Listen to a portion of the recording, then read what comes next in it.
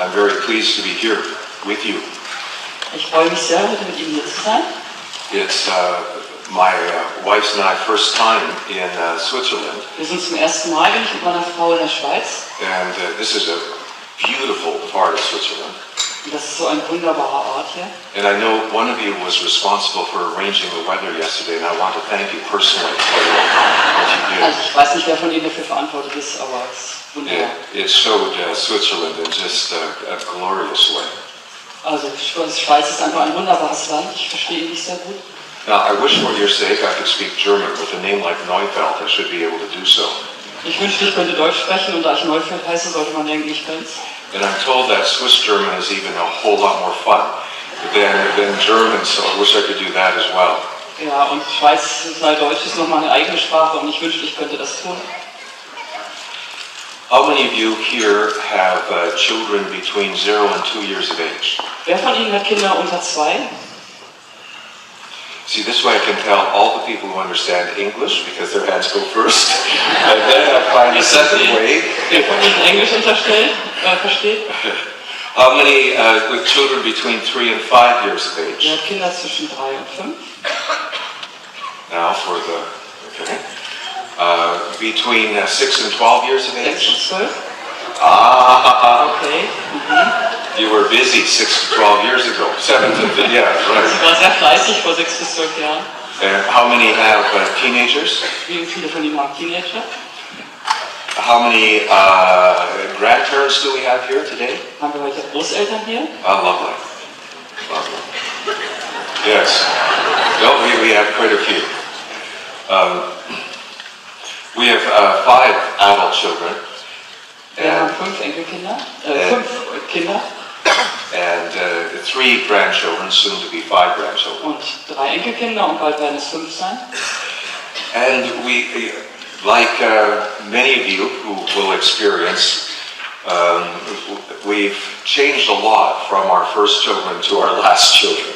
Und wie es bei vielen von Ihnen der Fall sein wird, zwischen unserem ersten und unserem 5. Kind haben wir sehr viel verändert. For all the learning I've done in university, most of my learning has been from my children. Also als mein Lernen an der Uni hat gar nicht so viel gebracht. Ich habe am meisten von meinen Kindern gelernt. The topic I'm going to address here today has to do with a topic that has concerned us for millennia. Das Thema, über das ich heute spreche, ist etwas, was uns schon für eine lange Zeit beschäftigt hat. And the issue is how to impose order on children. Wie können wir bei Kindern Ordnung herstellen? Now, if anybody should know about this, it should be the Swiss. Wenn irgendjemand darüber Bescheid wissen sollte, dann müsste das die Schweiz sein. No one has been able to impose order on time more than the Swiss. Denn niemand auf der ganzen Welt kann so die Zeit in Ordnung bringen wie die Schweizer. It's wonderful going through your airport and going through your countryside. You have managed to tame chaos. Also Sie haben wirklich hier, wenn man am Flughafen schon ankommt und wenn man über Land fährt, Sie haben es wirklich geschafft, das Chaos zu zähmen. But I would expect that you have the same problem as anyone else when it comes to children. Aber ich gehe mal davon aus, dass Sie, was Kinder angeht, dasselbe Problem haben wie alle anderen Leute auch. They are born chaotic, and it's very difficult to be able to impose order on them. Sie werden chaotisch geboren und es ist sehr schwierig, bei ihnen eine Ordnung herzustellen. It is our responsibility, of course, because we need a certain order in the universe of the family. Das ist aber unsere Verantwortung natürlich, denn wir brauchen eine bestimmte Ordnung im Universum der Familie. But how is this to be done without putting in jeopardy the conditions that are required to raise them to their full potential? Aber wie kann man das machen, ohne dass wir die Bedingungen gefährden und aufs Spiel setzen, die wir brauchen, um unsere Kinder erziehen zu können? And this is our primary issue. The issue is simply not to impose order on behavior.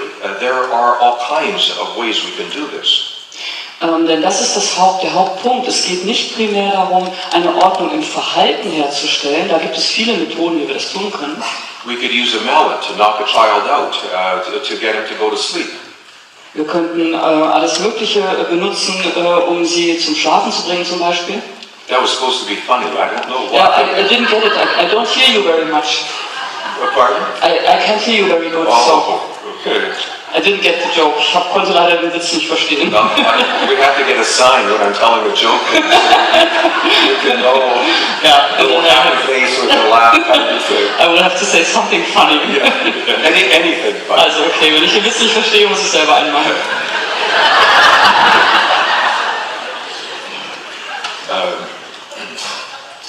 The issue is much like medicine. There's much that we could do to change the behavior, to impose order on children. But the cost, the implications, the effect of that is what we must be concerned about. Das ist wie in der Medizin. Es gibt ganz vieles, was wir tun können, um bei unseren Kindern Ordnung herzustellen, aber wir müssen den Preis, den das hat, die Nebenwirkungen berücksichtigen. And everybody is in a hurry these days. They want instant results. Und heute sind wir alle sehr in Eile und wollen sofortige Ergebnisse. So how do you get a child to sleep? How do you get a child to eat what you set before them? How do you get a child not to be rude and mean? Also wie kriegen wir es hin, dass ein Kind einschläft, dass es das ist, was wir ihm vorsetzen, dass es nicht grob und gemein ist? How do you get them to brush their teeth? How do you get them to dress themselves? Wie kriegen wir sie hin, dass sie ihre Zähne putzen, sich selber anziehen, How do you get them to do their homework? Hausarbeiten machen, How do you get them to get up on time? How do you get them to go to sleep on time? rechtzeitig aufstehen und schlafen gehen? All of these things are the issues that we face all the time as parents. Mit all diesen Dingen sind wir als Eltern die ganze Zeit konfrontiert. There are ways of doing these things and doing these things to actually get the results, but there can be huge consequences in terms of their emotional health and well-being.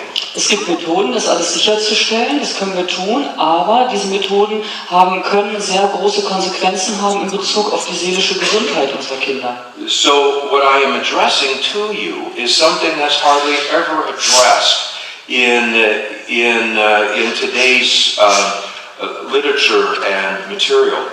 Also worüber ich heute spreche, das wird in der heutigen Literatur über Kinder selten angesprochen. It's not simply how to impose order on children, it's how to impose order on children without harming the relationship between they and us, and without harming their movement to realize their full potential as human beings. Es geht nicht nur darum, Ordnung bei unseren Kindern herzustellen, sondern es geht darum, Ordnung herzustellen, ohne die Beziehung zwischen ihnen und uns zu schädigen und ohne zu verhindern oder gleichzeitig zu ermöglichen, dass sie ihr volles Potenzial als Menschen entfalten können. And that's something much of the literature doesn't take into consideration. Und die meiste Literatur berücksichtigt das überhaupt nicht. And the same thing is with medication. Prescriptions are another way of imposing order on children's behavior. Und das Gleiche gilt für medizinische Eingriffe, also für Medikamente. Die sind ein anderer Weg, um Ordnung im Verhalten von Kindern herbeizuführen. So we can give them prescriptions to be able to reduce their impulsiveness, to reduce their frustration, to reduce their alarm. Also wenn wir ihnen Medikamente geben, um ihre Impulsivität, ihre Aggression, ihren Alarm, ihre Frustration zu verringern. We're not supposed to give them alcohol to drink and put cigarettes in their mouth, but we just take the very same things, put it in a pill, and then it's supposed to be okay. Und es ist verboten, Kindern Alkohol oder Nikotin zuzufügen, aber dann nehmen wir genau die gleichen Inhaltsstoffe, tun sie in eine Tablette und dann ist es okay. And nobody is asking, what is the cost? What is the implications when we numb our children out? Und niemand fragt, was ist denn der Preis dafür? Was sind die Nebenwirkungen? Denn wir betäuben unsere Kinder. So the issue here is how do we impose order without harming, again, the conditions that children require to become fully human. Also nochmal, worum es heute geht, ist, wie können wir Ordnung herstellen, ohne die Bedingungen zu verletzen, die unsere Kinder brauchen, um wirklich ganz ihr Menschsein zu verwirklichen. Now, my experience in the field is very varied. Of course, there's my own 5 children and grandchildren. Also ich habe da vielfältige Erfahrungen. Das sind zunächst mal natürlich meine eigenen Kinder und Enkelkinder. But this is one of the greatest questions in the school system, is how to impose order on children's behavior. Aber es ist auch eine große Frage im Schulsystem. Wie kriegen wir Kinder in der Schule dazu, in Ordnung sich zu verhalten? And I spend a lot of time trying to address this problem with teachers. Und ich verbringe viel meiner Zeit damit, über dieses Problem mit Lehrern zu sprechen. How many of you are in the education system, the Wie school viele von system? Ihnen arbeiten im Bildungssystem? At least almost a third of you. Fast ein Viertel. Ein Drittel. This is also a big problem in society. I, for many years, worked as a consultant for prison schools for youth. Es ist auch ein Problem in der gesamten Gesellschaft. Ich habe viele Jahre als Berater für Schulen in Gefängnissen gearbeitet. And of course, when youth are delinquent, this is especially a question: is how do you impose order on their behavior? Und bei Kriminellen ist es natürlich nochmal eine spezielle Frage, wie man bei denen Ordnung in ihrem Verhalten herstellt. I was told that you in Switzerland have a wonderful program for troubled children and youth, and that basically correctional or jails do not exist for youth in this country. Und mir wurde gesagt, dass Sie hier in der Schweiz wunderbare Programme haben, um mit kriminellen Jugendlichen umzugehen und die eben nicht ins Gefängnis stecken. How many of you are involved in resident programs for troubled Wie viele von youth? Ihnen haben mit Programmen für verhaltensschwierige Jugendliche zu tun? Yes, hold your hand up high. Good, okay. This will be very significant for that question as well. Das wird für Sie auch sehr, sehr wichtig sein. And as fate would have it, as I was putting myself through graduate school, I took a job as a dean of students for a private university. Und ich war lange an der Universität und war der Dekan für die Studenten. And the primary issue there as well was the discipline issues on campus of how to impose order on young adults. Und da war letztlich das gleiche Problem, die Disziplinierung und die Herstellung von Ordnung auf dem Campus mit jungen Erwachsenen. So I hope the material today helps make sense of this area. Also ich hoffe, das Material heute hilft Ihnen, diesen ganzen Bereich zu verstehen. It is a way of teaching the attachment-based developmental approach which I represent. Es ist eine Art, die bindungsorientierte Entwicklungsansatz zu lehren, für den ich stehe, den ich repräsentiere. So it's going both ways. It's an opportunity to be able to teach the attachment-based developmental approach, as well as an opportunity to address a problem that all parents and teachers and those involved with children face on a daily basis. Also es ist zweifach. Einerseits kann ich auf diese Weise Sie mit diesem bindungsorientierten Entwicklungsansatz vertraut machen und andererseits kann ich über die Probleme reden, mit denen wir alle konfrontiert sind. Now, the first issue here that I want to address, and a very important issue because it will determine how we think about this, is how we define discipline. Das Erste, worüber wir jetzt reden müssen, ist, wie definieren wir eigentlich Disziplin?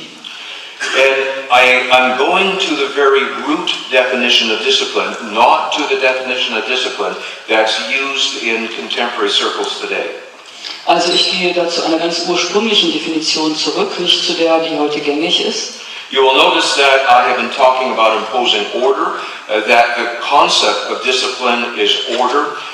It's to be able to create some order out of behavior, out of circumstances. Also Sie haben ja schon gemerkt, dass ich darüber gesprochen habe, dass Disziplin damit zu tun hat, Ordnung herzustellen. In the 1960s and 1970s, various books were written that, first of all, to parents, that changed the definition of discipline to teaching a lesson. In den 60er und 70er Jahren wurden einige Bücher geschrieben, die sehr großen Einfluss hatten und die Definition dahingehend verschoben, als ob es darum geht, bei Disziplin den Kindern eine Lektion zu erteilen.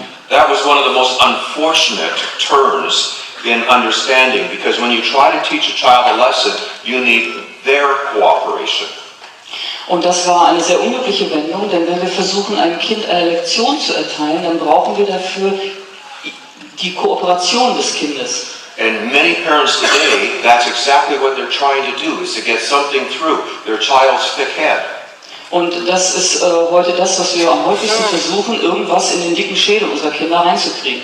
And they say to their children, I've told you 100 times, 1,000 times not to do this. Und wir sagen zu unseren Kindern, ich habe dir 100-mal, 1000-mal gesagt, dass du das nicht tun sollst. But then you have to wonder who isn't learning their lessons. Und dann muss man sich aber fragen, wer verkapiert da seine Lektion nicht? Why would you ever do something 2 or 3 times in a row that doesn't work? Also warum, wenn wir etwas 2-3 Mal hintereinander tun und es funktioniert nicht? The biggest problem in this area is that adults are not learning their lessons. Und das größte Problem auf diesem Gebiet ist, dass die Erwachsenen ihre Lektionen nicht lernen. I take it some of them agree with me. Einige von euch stimmen mir zu, offenbar. So if you think of this differently, if you think of it as my responsibility, if the law says that a child must wear a seatbelt, it's my responsibility to impose order on their behavior, but I have to find a way of being able to do that. Also, wenn wir das eben ändern, dann sagen wir, es ist meine Verantwortung, das Gesetz fordert, dass Kinder angeschnallt sind im Auto, also habe ich die Verantwortung, Ordnung herzustellen und herauszufinden, wie ich das tun kann. And if I believe it is in the child's best interest to eat certain food, to get some sleep, to be able to do this, rather than try to teach them a lesson, I need to find out, I need to understand how that I can do that. Und wenn ich glaube, dass es im besten Interesse des Kindes ist, bestimmtes Obst zu essen oder rechtzeitig genug zu schlafen, dann muss ich, anstatt ihm eine Lektion zu erteilen, einen Weg finden, wie ich das tun kann. No parent can figure this out right away. Kein Elternteil kann das einfach so. It takes time and a few children. Wir brauchen Zeit und ein paar Kinder, bis wir das drauf haben. And once you figured it out with one child, you realize it doesn't work with the next child. Und wenn wir es mit einem Kind rausgefunden haben, dann funktioniert es beim nächsten vielleicht nicht. It's a whole process of being able to walk the maze of life. Das ist ein wirklich großer Prozess, wo wir uns durch das Labyrinth des Lebens hindurch labyrinthieren. So no one should feel bad about feeling somewhat confused about these issues. Also wir sollten keine schlechten Gefühle haben, wenn wir da oft nicht wissen, wie wir es machen sollen. I've subtitled this presentation, The Ins and Outs of Imposing Order in Children's Behavior. Also wie wir kindliches Verhalten in eine Ordnung bringen können und wie wir es nicht tun sollten, also was in ist und was out ist. This is a play on words in English. Hopefully it translates into German. But it is a play on words about timeout and also the idea of what works, what doesn't work, what should really be important, and what we need to let go of. Im Englischen ist das ein leider nicht so gut übersetzbares Wortspiel, was auch mit in und out hat, auch mit Auszeit zu tun und wie wir das eben tun sollten und was wir nicht tun sollten. Now, for an overview of what we're going to, in a sense, present, the material today. First of all, its applicability. Also zum Überblick, erstens geht es darum um die Anwendbarkeit. Is this moving? Okay, good. I can't see what it is, so you're the designated person to tell me when it's out of sync. Thank you. Also ich kann nicht sehen, was da ist. Wenn da nicht dasselbe ist wie da oben, dann sagen Sie mir Bescheid. So this, the guidelines, the principles, the essential principles are from toddlers to teens. That applies all across the ages. Also es ist anwendbar von Kleinkindern bis Teenagern. In every setting, in home settings, in school settings, in foster settings, and residential treatment settings. Also in jeder Umgebung, zu Hause, in der Schule, in Pflegefamilien und in stationärer Behandlung. Now, again, what I'm trying to do is distill these principles or distill these ideas to very basic principles. The more you can distill something to the essence, the more applicable, more universal the application becomes. Und ich versuche das eben wirklich runterzubrechen auf die absolute Essenz, denn je mehr man das tut, umso universaler anwendbar wird es. And again, to reiterate, the approach is from an attachment-based developmental approach. Also der Ansatz ist eben aus einer auf Bindung basierenden, entwicklungsorientierten Perspektive. You can see that's a very big handle, so some of you simply call it the Neufeld approach. Ja, und das ist sehr umständlich und lang, also sagen manche dann einfach nur der Neufeld-Ansatz. At least it's my articulation of this approach, which And in that way, yes, it is the Neufeld approach. Aber das ist eigentlich der volle Name.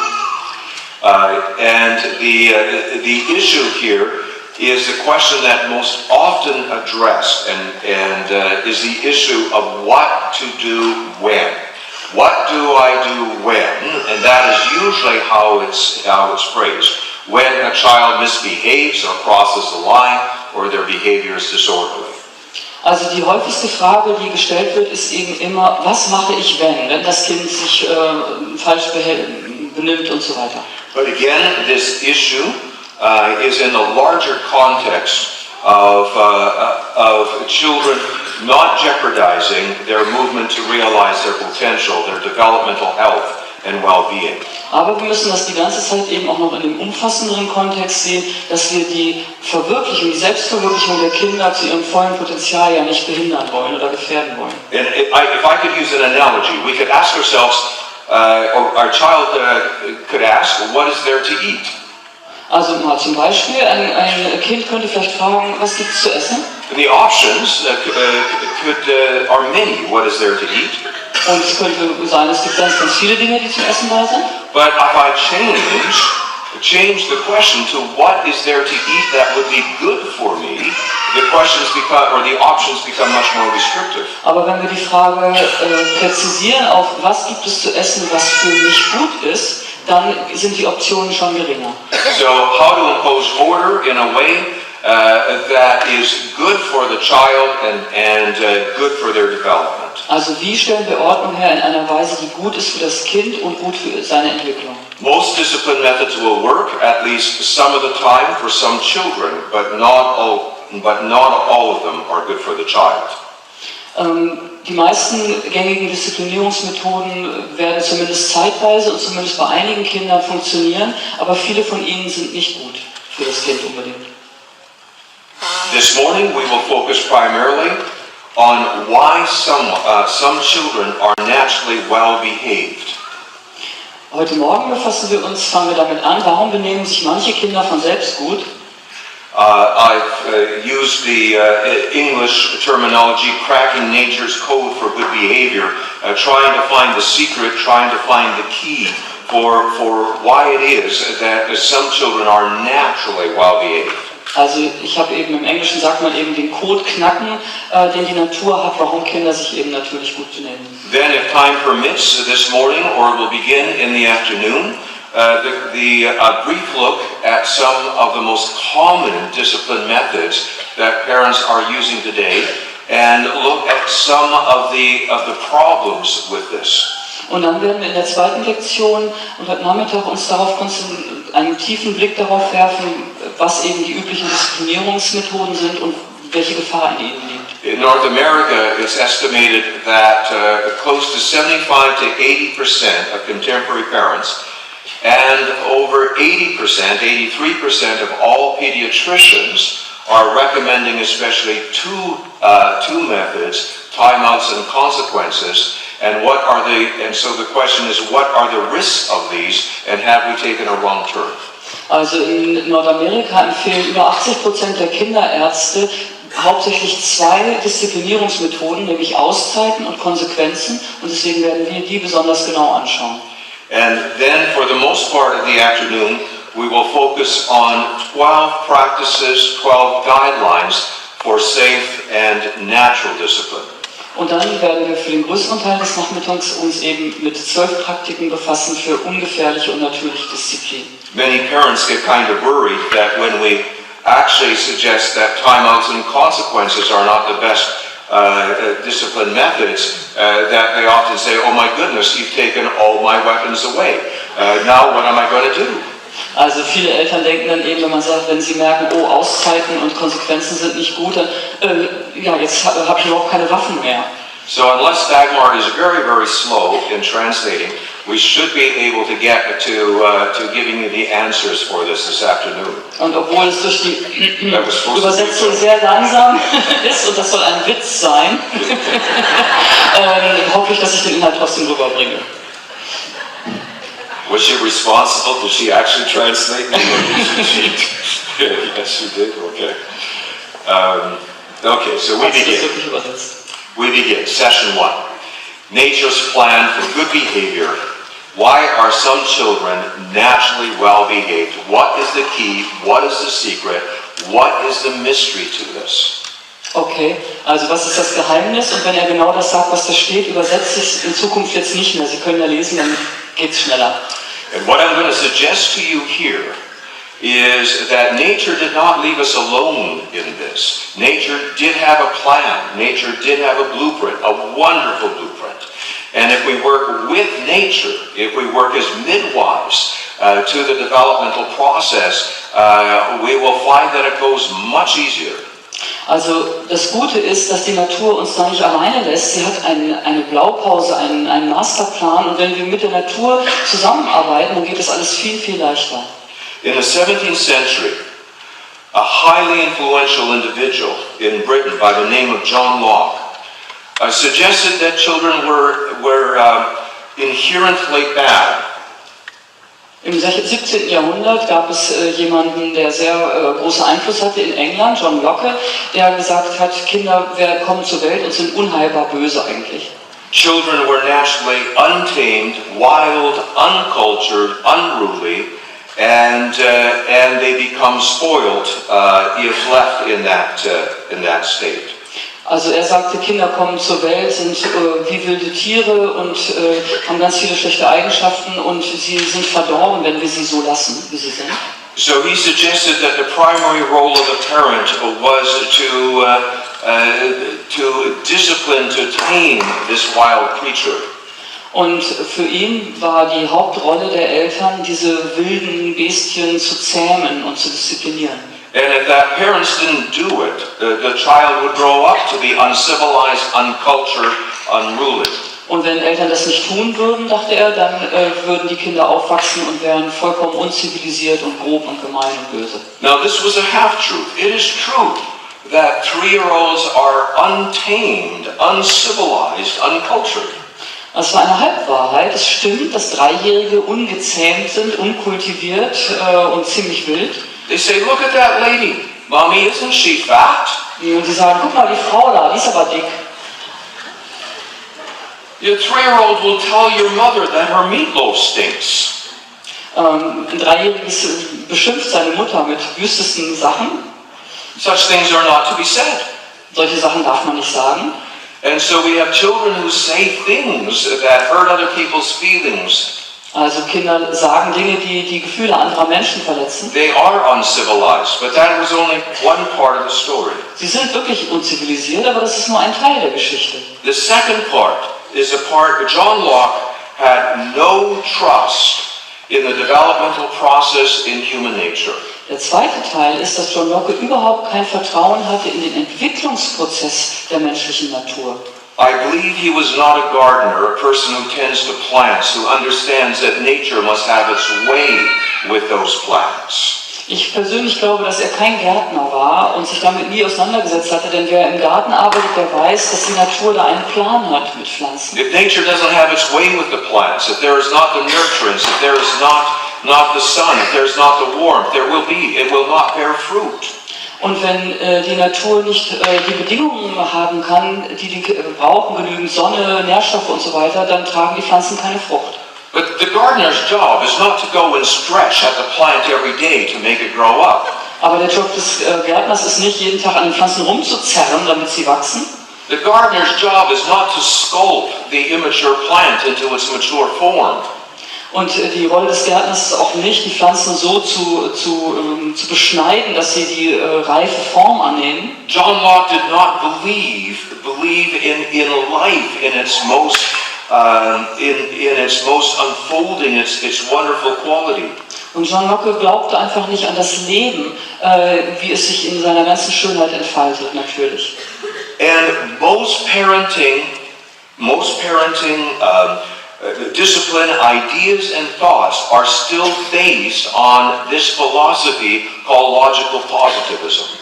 Und die meisten Erziehungsmethoden heute basieren immer noch auf dieser alten Philosophie, logischer Positivismus nannte die sich. There is nothing positive about it. It is a cynical approach. There is no trust in nature. There's no trust in the unfolding of the developmental process. Aber in Wirklichkeit ist da überhaupt nichts Positives dran. Sie beinhaltet keinerlei Vertrauen in die Entwicklung und in die Natur. And this becomes the absolute essential issue in the whole area of discipline.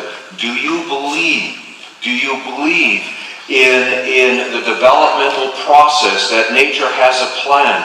That if you allow nature to have its way with the child, that child will come to be civilized and considerate and circumscribed in their behavior. Und das ist absolut entscheidend, diese Frage, glauben wir wirklich an Entwicklung, dass die Natur einen Plan hat und wenn sie die Möglichkeit hat, diesen Plan in seiner Natürlichkeit zu entfalten, dass das Kind dann zivilisiert und rücksichtsvoll und höflich und gut verwirklicht sein wird. And so there were the thoughts from Skinner and from Watson and that came from all over the place, that you must never give free love for a child, affection to a child, because if you simply nurture them, they will grow to be uncivilized, spoiled beings. Und daher kommt dieser Ansatz, den viele Theoretiker dann vertreten haben, dass man den Kindern nie einfach Liebe geben darf, denn wenn man das tut, dann verdirbt man sie und sie werden unzivilisiert oder bleiben so.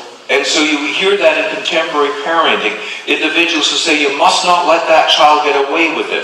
You must get on top of every time they do something unacceptable. You must be able to label it, because if you don't, your child will never grow up to be a civilized, properly behaved child. Und das ist heute noch etwas, was vielen Eltern immer wieder empfohlen wird. Du darfst das Kind damit nicht durchkommen lassen. Wenn du das einmal zulässt, dann wird es nie was aus ihm.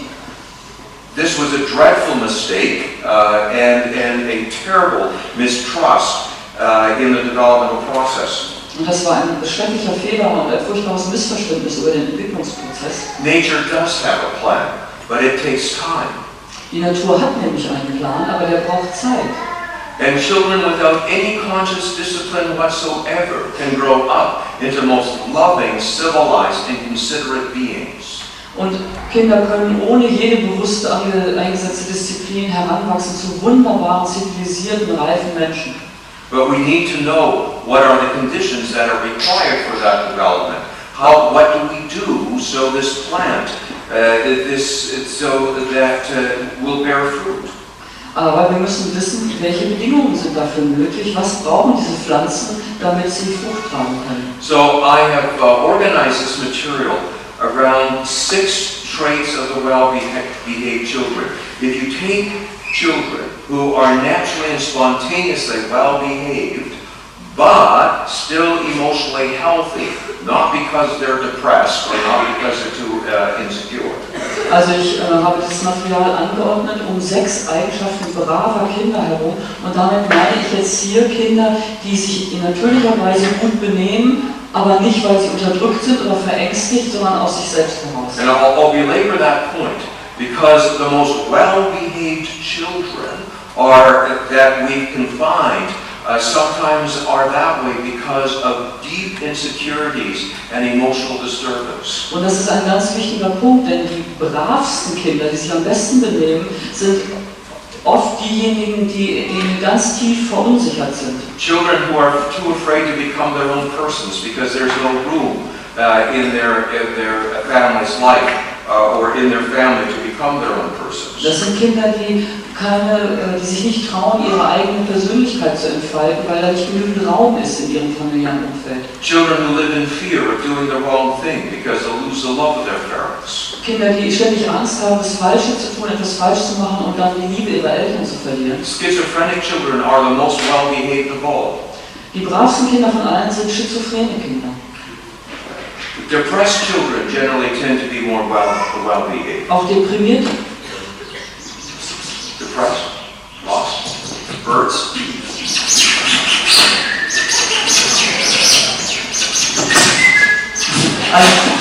Auch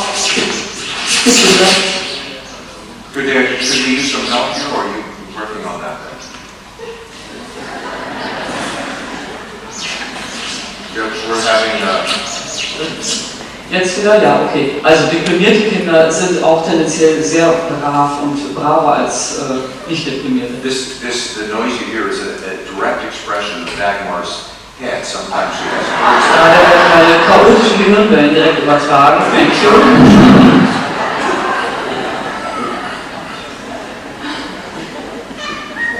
Now, where was I? Depressed children. Yes, and so we must be careful that we don't go for good behavior alone.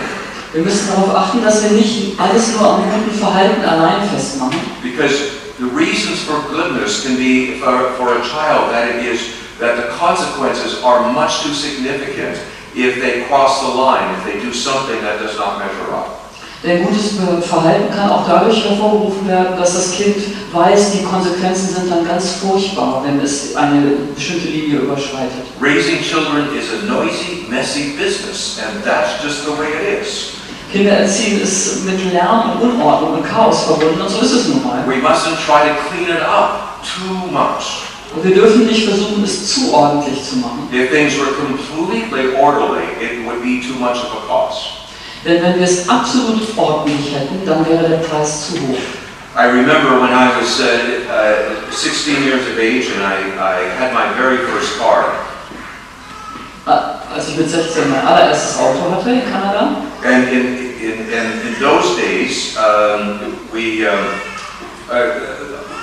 boys divided into two kinds of boys. Those who liked their cars to be loud with loud mufflers, and those who liked their cars to just purr and be absolutely quiet. Und damals gab es zwei Arten von Jungs. Die einen wollten, dass ihr Auto unglaublich laut ist und die anderen wollten, dass es einfach super perfekt und sanft ist. And I was the second kind of boy. Ich gehörte zur zweiten Gruppe. And so the engine in my car was making a bit too much noise. Also, und mein Motor machte ein bisschen zu viel Lärm. So I asked my mechanic uncle what I could do. Ich fragte meinen Onkel, der Mechaniker war, was ich tun könnte. And he said, that's easy. There's tappets that you have that you can adjust until it doesn't make any noise at all.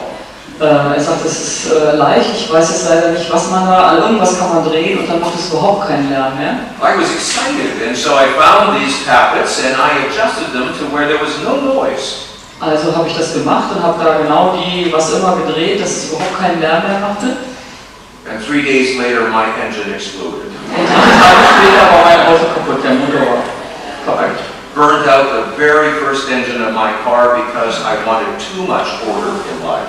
Also ich habe die allerersten Motor in meinem Auto kaputt gemacht, weil ich zu viel Ordnung herstellen wollte. There's a lesson in this for our children. Und da steckt eine Lektion auch für unsere Kinder drin. A bit of chaos, a bit of noise, a bit of disorder is absolutely natural to the parenting process, and we should not be too concerned about it. Also ein bisschen Chaos, ein bisschen Lärm, ein bisschen Unordnung gehört dazu und wir sollten nicht uns darauf konzentrieren, diese letzten Reste alle hundertprozentig wegzukriegen. So I go back to this issue. What are the 6 traits of well-behaved children when there is emotional health there as well? Also ich komme zurück zu der Frage, was sind die 6 Eigenschaften von Kindern, die sich gut benehmen und seelisch gesund sind? Because if we can figure out where these come from, then we can cultivate these things in our children.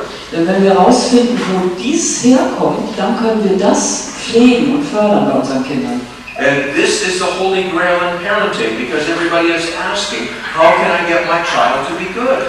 Und das ist der heilige Gral der Elternschaft, denn alle Eltern fragen, wie kann ich mein Kind dahin kriegen, dass es brav ist? This is the biggest issue, but there is an answer. Darum geht es, aber es gibt eine Antwort dafür. And so we'll take a look at the first one. Also, das erste. And it is so simple, yet so profound. Ganz einfach, aber sehr grundlegend. Children who desire to, who want to be good, who are moved to be good for those responsible for them. Diese Kinder haben den tief inneren Wunsch, es denen, die für sie verantwortlich sind, recht zu machen. There is no question that we want our children to be good. The question is do they want to be good for us? Es ist ja keine Frage, natürlich wollen wir, dass unsere Kinder brav sind und es uns recht machen, aber die entscheidende Frage ist, wollen unsere Kinder das? A child who wants to be good for his teacher will work much harder for that teacher. Ein Kind, das es seinem Lehrer recht machen will, wird viel mehr dafür arbeiten. A child who wants to be good for grandma, but not necessarily grandfather, will be much better behaved for grandmother. Ein Kind, was es der Oma recht machen will, wird, ich habe es nicht genau verstanden, der Großvater wird auch da sich viel mehr anstrengen. So where does this come from? Woher kommt das? And we find that the desire to be good is inherent to human nature. It is is not inherent to human nature, but rather it is specific to relationships.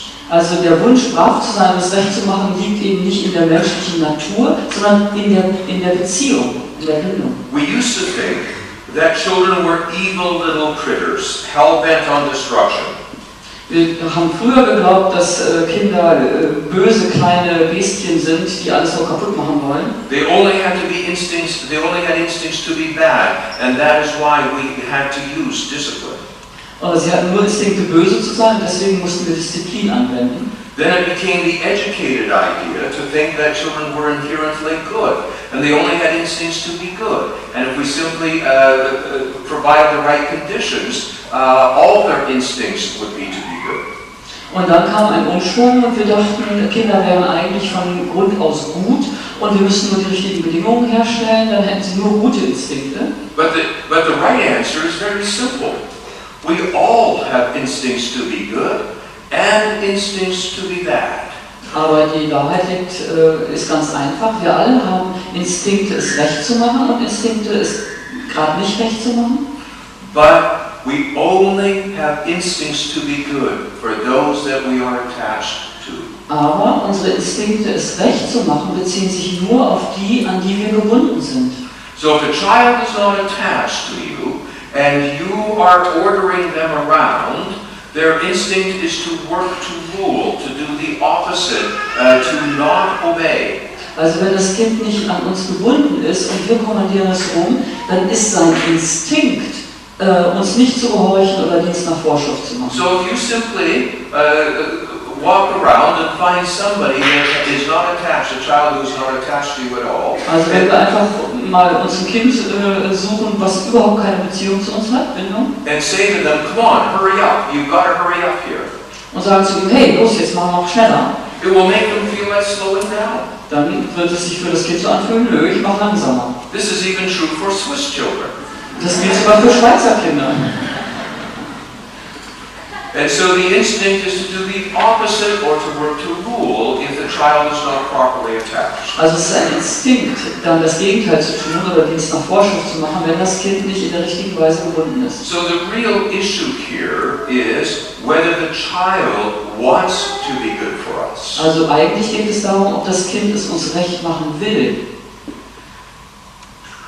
It was nature's master plan that children would be raised only by those to whom they are attached. Der Plan der Natur sieht vor, dass Kinder von denen erzogen werden und nur von denen, an die sie gebunden sind. In fact, children are born difficult. Kinder kommen schwierig zur Welt. Once they get to the toddler stage, it's easy to see that they were born difficult. Also wenn sie erstmal krabbeln können, kann man leicht sehen, dass sie geboren sind und schwierig sind. Their natural impulse is not to do the will of others, Es ist nicht ihr natürlicher Impuls, den Willen anderer zu tun, but rather to resist it, to resist that will if they are not attached. sondern dem zu widerstehen, wenn sie nicht gebunden sind. And that is nature's plan, to protect our children from being directed, ordered around, bossed around, told what to do by those who are not their people. Und das ist genau der Plan der Natur, dass Kinder einen natürlichen Gegeninstinkt haben, sich von denen leiten zu lassen und herumkommandieren zu lassen, die nicht ihre Leute sind. This simple truth has crippled our school system. Und diese einfache Wahrheit hat unser ganzes Schulsystem verkrüppelt. Because when children are not attached to their teachers, they only do as much as they absolutely have to do. Denn wenn Kinder nicht an ihre Lehrer gebunden sind, dann tun sie nur das, was sie unbedingt tun müssen. And when children work to rule, only doing as much as they have to do, it makes school system the most ineffective process that you can imagine. Und wenn Kinder wirklich Dienst nach Vorschrift machen in dieser Weise, dann wird dadurch das Schulsystem zur ineffektivsten Institution, die man sich vorstellen kann. And teachers all over the world are becoming discouraged, and it is the profession with the highest burnout rate. If you go to teach and you're resisted every day children only doing as much as they absolutely have to, it is incredibly discouraging. Und die Lehrer auf der ganzen Welt sind entmutigt und haben die höchste Burnout-Rate von allen Berufen. Denn wenn man jeden Tag versucht, Kindern was beizubringen, die nur das tun müssen, was sie unbedingt tun müssen, dann braucht das unglaublich viel Kraft. And the reason again is so simple. This is same as horses, same as dogs. If you go to train horses, if you go to direct dogs or obedience, they must be attached to those who are trying to train them. Und die Antwort ist aber ganz einfach. Es ist wie bei Pferden und Hunden. Wenn man die trainieren will, dann müssen sie an den Trainer gebunden sein.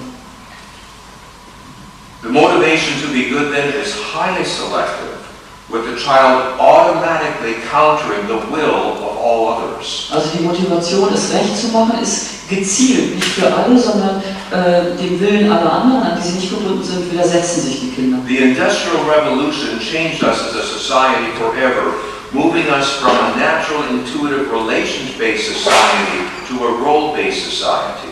Und die industrielle Revolution hat ganz, ganz viel in unserer Gesellschaft verändert, nämlich von einer natürlichen, auf Beziehungen basierenden Gesellschaft in eine auf Rollen basierende Gesellschaft. So today we think that if I am your teacher, I am your coach, I am your parent, I am your step-parent, I can simply direct you, manage you, I can simply tell you what to do without you having to be attached to me. Heute denken wir, ich bin dein Lehrer, ich bin dein Vater, deine Mutter, dein Stiefvater, dein Trainer, also kann ich dich leiten und kann dir Dinge sagen, die du tun sollst, ohne dass dafür eine Bindung möglich ist. This has given rise to a whole body of literature that is there to try and get children to be good, to be well behaved. Und das hat dazu geführt, dass es eine riesen Masse an Büchern gibt darüber, wie man Kinder dazu kriegt, sich gut zu benehmen. Because they don't have the natural conditions in which this is there naturally. Weil die natürlichen Bedingungen, nämlich die Bindung, einfach nicht mehr gegeben sind. I was deeply attached to my mother. I wanted to be good for her. Ich war sehr tief an meine Mutter gebunden, ich wollte es ihr recht machen. I wasn't, when I was a child, deeply attached to my father, and it occurred to me to do the opposite of most things that he expected of me. Und ich war als Kind nicht besonders tief an meinen Vater gebunden und ich hatte die Tendenz, immer das Gegenteil von dem zu tun, was er wollte. I was deeply attached to my first grade teacher, and her wish was my command. Ich war sehr eng gebunden an meine Lehrerin der ersten Schulklasse. Ihr Wunsch war mir Befehl. I was not attached at all to my grade 2 teacher, and the very fact that she put rules for us, like not playing tag on top of the desk, made me feel like doing it. Und in der zweiten Klasse hatte ich überhaupt keine Bindung an die Lehrerin, die ich dann hatte. Und alles, was sie verbot, zum Beispiel auf den Tischen Pfanten zu spielen, das musste ich unbedingt tun. When I was in grade 1, and because I had such a strong relationship with my mother, I had the impression that I was a good boy. Im ersten Schuljahr, weil ich eine starke Bindung an meine Mutter hatte, hatte ich den Eindruck, ich war eigentlich ein lieber, braver Junge. I remember thinking, I couldn't understand why anybody would disobey, willingly disobey. Und ich weiß noch, dass ich damals dachte, ich kann gar nicht verstehen, wie jemand nicht gehorchen wollen kann. And then when I was in grade 2, I found myself becoming a little delinquent. Und in der zweiten Klasse stellte ich dann fest, ich wurde ein kleiner Straftäter. And it crushed my ideas of myself because I was no longer a good boy. I felt like doing everything opposite of what it was that I was supposed to do. Und ich war selber erschrocken darüber, denn auf einmal war ich kein lieber Junge mehr, sondern tat immer genau das Gegenteil von dem, was ich tun wollte. And you can look at your own histories, who you were most attached to as a teacher, who you were most attached to as a parent, and who you were most deeply attached. And you'll find that that is the one that you most naturally felt like being good for. Und wenn Sie bei sich selber gucken, dann werden Sie feststellen, der Elternteil, der Lehrer, an den Sie wirklich am besten gebunden waren, für den wollten Sie auch lieb sein. And outside of that connection, you found yourself having difficulty with your own impulses. Und außerhalb dieser Verbindung hatten wir eher Schwierigkeiten mit unseren Impulsen. So this results from a child becoming deeply and fully attached to those who are trying to impose their will on the child. Also das kommt, wenn ein Kind sich tief und vollständig gebunden hat an diejenigen, die versuchen, ihren Willen dem Kind aufzutragen. And also the attachment instincts need to be fully engaged. It's not enough that a child has a relationship with you. You need to actually engage those attachment instincts. We'll be talking about how to do this afternoon. Aber es reicht nicht, dass das Kind diese Bindung hat, sondern diese Bindungsinstinkte müssen auch aktiv sein. Und wie man das macht, darüber reden wir heute Nachmittag. So if you're married and you have a spouse, and you're ordering him to take out the garbage, it's not enough that he has a relationship with you. You need to first of all engage the attachment instincts, or you'll get a work to rule campaign. Also wenn wir unseren Partner bitten, den Müll rauszubringen, dann reicht es nicht, dass er eine Beziehung zu uns hat, sondern die muss auch gerade aktiv sein, sonst wird er auch Dienst nach Vorschrift machen. And I think this stubbornness is part of the Swiss personality. Und ich glaube, das ist ein Teil der Schweizer Persönlichkeit. But the same all over the world. Aber das gilt nicht nur für Schweiz, das ist überall dasselbe. So this brings us here to a conclusion that children's relationships must be aligned. They must be attached to those who are responsible for them. Also die Ordnung muss in den Beziehungen des Kindes liegen. Das Kind muss gebunden sein an die, die für es verantwortlich sind. One of the greatest concerns we have today, and the subject of my book, Hold On to Your Kids, that's translated in 12 languages and increasing, is the fact that children are falling out of orbit from around their parents and moving into orbit around their peers.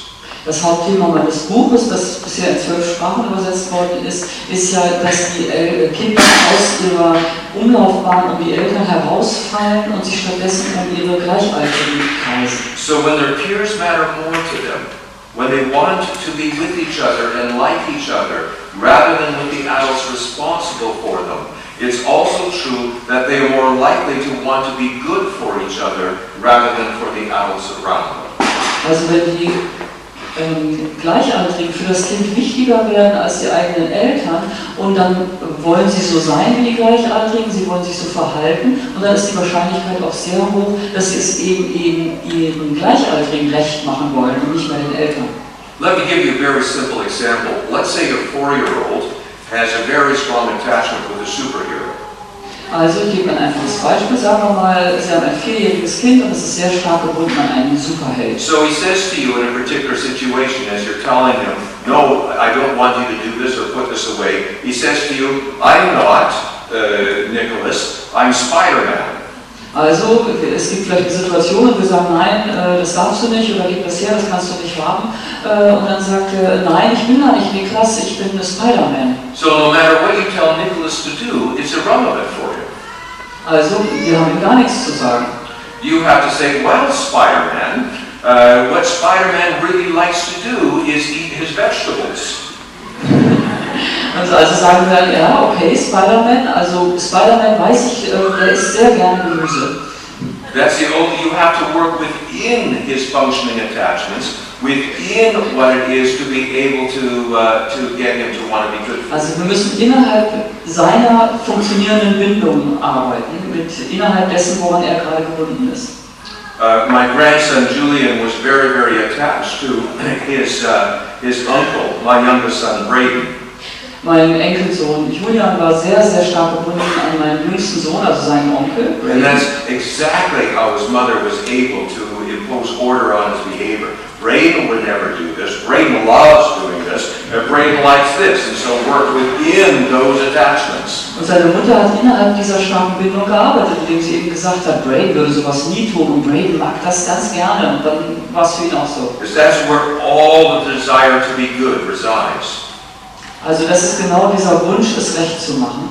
So I would ask when parents came and said, well, how do I get my child to do his homework? How do I get my child to do their chores, to make his bed, to put away his clothes? And I would say, well, do you feel within your child's heart the desire to be good for you? Also wenn Eltern älterer Kinder zu mir kommen und sagen, was soll ich machen, wie kriege ich es hin, dass mein Kind sein Bett macht, seine Pflichten erfüllt und so weiter, dann frage ich immer, finden Sie im Herzen Ihres Kindes den Wunsch, es Ihnen recht zu machen? And they would often say to me, well, I'm not here to talk about that. I want to know how to get a child who is compliant and well-behaved. Und dann sagen sie, darum geht es mir gar nicht. Mir geht es darum, wie kriege ich es hin, dass das Kind hier seine Pflichten erfüllt. Do I use consequences? Do I use 1, 2, 3 magic? Do I use this trick? Do I time out when he send him to his room when he doesn't do it? Und mache ich Konsequenzen, mache ich 1, 2, 3 Zauberei, schicke ich ihn auf sein Zimmer, was soll ich tun? I'd say, goodness no, the only reason we use all those tricks is because we don't feel within the child's heart that desire to be good for us. Und dann sage ich, meine Güte, nein. Der einzige Grund, warum wir all diese Tricks benutzen, ist, dass wir im Herzen des Kindes nicht diesen Wunsch spüren, es uns recht zu machen. When we use a trick, we are saying to a child, I can't count on you being good. I don't trust in the inherent process. I don't believe in nature's plan. Und wenn wir ein Kind mit diesen Tricks behandeln, dann sagen wir ihm im Grunde, ich kann nicht darauf zählen, ich vertraue nicht darauf, dass die Natur ihre natürliche Entwicklung macht. If anything is sacred in parenting, this is the most significant place to nurture, to cherish, and to honor the child's inherent desire to be good, and not to harm that place. Und wenn es irgendwas gibt, was wichtig ist, dann ist es dieser Punkt, dass wir diesen inneren Wunsch des Kindes, es uns recht zu machen, nähren und pflegen und feiern und darauf vertrauen. Nature has provided us with everything we need. Nature has not left us empty-handed.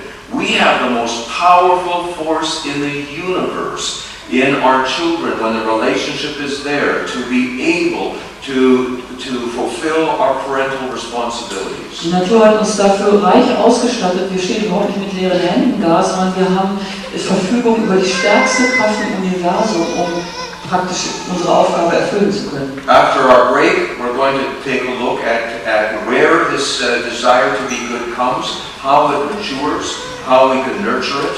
But I think if I'm looking at my watch now, if we don't take a break now, then we're going to be too close to lunchtime.